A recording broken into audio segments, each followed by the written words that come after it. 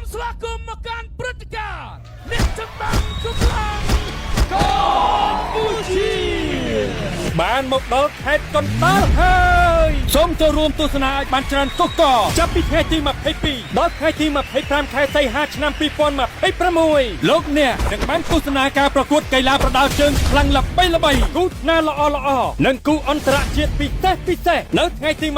24 25នៅលើសង្វៀនអ្នកចម្បាំងកម្លាំងកម្ពុជាថ្នាលគុណខ្មែរដើម្បីពង្រឹងកីឡាករថ្នាលឲ្យឆ្ពោះទៅកាន់ឆាកអន្តរជាតិលើពីនេះយើងក៏មានការប្រគំតន្ត្រី Cambodia Energy Drink Concert ចាប់ពីថ្ងៃទី22ដល់ថ្ងៃទី23ផងដែរដែលរៀបចំដោយក្រុមហ៊ុនខ្មែរ Beverage លោកអ្នកនឹងបានជួបជាមួយនឹងកម្ពុជាតារាចម្រៀងលោករាជប្រាថ្នាកញ្ញានាងកុនធាកញ្ញាសុផាលីនលោកជើមទី2កញ្ញាសូកៃលោកច័ន្ទរិទ្ធកញ្ញាអ៊ីងនិងពិធីការនីយ៉ាងស្រស់ស្អាតដែលត្រៀមខ្លួនមកអង្រួនដួងចិត្តអ្នកទស្សនាជាមួយបទចម្រៀងយ៉ាងពីរោះ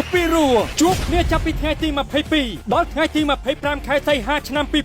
2026នៅទីតាំងភូមិព្រែកអង្គញ់ឃុំសៀមរាបស្រុកកណ្ដាលស្ទឹងខេត្តកណ្ដាល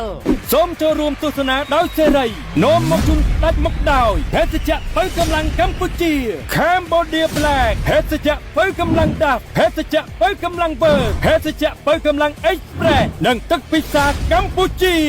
រៀបចំដោយ CK Media